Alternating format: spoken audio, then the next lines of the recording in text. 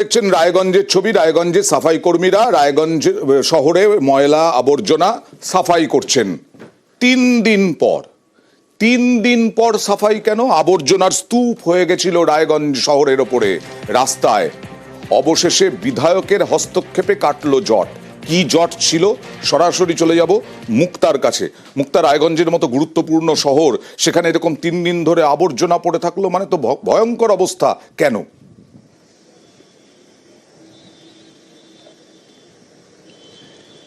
দেখো, 3 মাস থেকে যারা সাফাই কর্মী রয়েছে পৌরসভার এবং যারা অবসরপ্রাপ্ত কর্মী রয়েছেন পেনশন পায় না এবং তারা বেতন পায় না।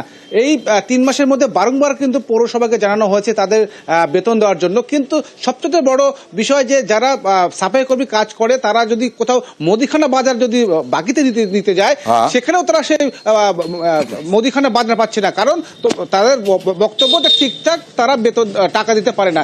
এই অভিযোগ নিয়ে বারংবার যেসব সাফাই কর্মী রয়েছে যারা প্রাইভেট পড়ায় তাদেরকেও তাদের পরিবারের সন্তানদেরকে প্রাইভেটেরও শিক্ষক নিতে চায় না, কারণ ঠিকঠাক বেতন দিতে পারছে না। কারণ পৌরসভা সাফাই কর্মীদেরকে বেতন দিতে পারছে না।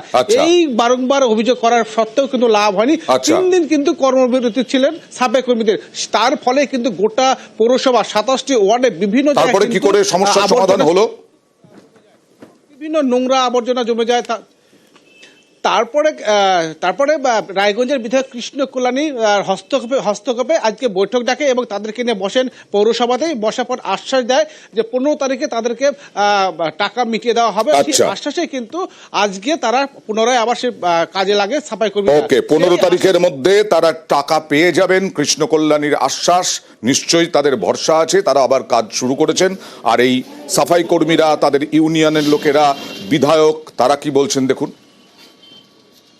2 থেকে 3 মাস থেকে বেতন পাচ্ছে না, প্লাস যারা পেনশন হোল্ডার তাদের পেনশনও পাচ্ছে না 3 থেকে 4 মাস দিয়ে। তার জন্য স্ট্রাইক করছিল। চেয়ারম্যান তো আসেই না, লাস্টে বাধ্য হয়। আমাদের এমএলএ সাহেব কথা দিল যে আগামী 15 তারিখের মধ্যে বেতন ঢুকে যাবে, আর প্লাস যারা পেনশন হোল্ডার আছে তাদের পেনশনও 20 তারিখের মধ্যে ঢুকে যাবে। এমএলএ সাহেবের কথা অনুযায়ী আমরা স্ট্রাইকটা তুলে নিছি। যাদের এই বেতনটাই সর্বস্ব আর কি, এটা দিয়েই তাদের সংসার চলে, তারা যদি 2 মাস ধরে বেতন না পায় তাহলে স্বাভাবিকভাবে একটা ক্ষোভের জায়গা তৈরি হয়। বিধায়ক সাহেব এসছেন, সকলের কাছে অনুরোধ করেছেন, চেয়ারম্যান সাহেবও ছিলেন, তো আমাদের যারা অন্যান্য মেম্বাররাও ছিলেন। তারা বলেছেন যে 15 তারিখের মধ্যে আর যারা কর্মচারী আছে তাদের বেতন মিটিয়ে দিবেন এবং 20 তারিখের মধ্যে আমাদের যারা পেনশন হোল্ডার আছেন তাদের 1 মাসের অন্ততপক্ষে এখন পেনশন দিয়ে দিবেন।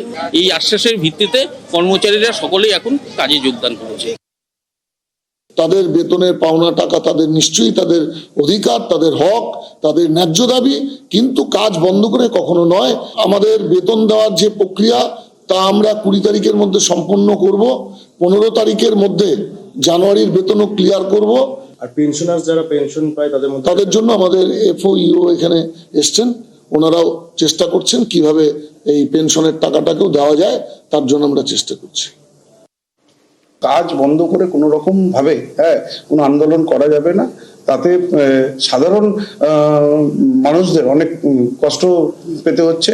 আমাদের সকলের নৈতিক দায়িত্ব যাতে আমাদের সমাজ ব্যবস্থা যাতে লুণ্ঠন না হয়, যাতে স্বাভাবিকভাবে চলে, এটাই আমাদের রেসপন্সিবিলিটি, সবাইকে নিতে হবে। তারা আমাদের কথা মেনেছেন। ওনাদেরকে বললাম যে 15 তারিখের মধ্যে আপনাদের বকেয়া বেতন মিটিয়ে দেওয়া হবে, আর 20 তারিখের মধ্যে আপনাদের পেনশনের যেটা আছে 25% আমরা চেষ্টা করতেছি সেটা মিটিয়ে দেওয়া।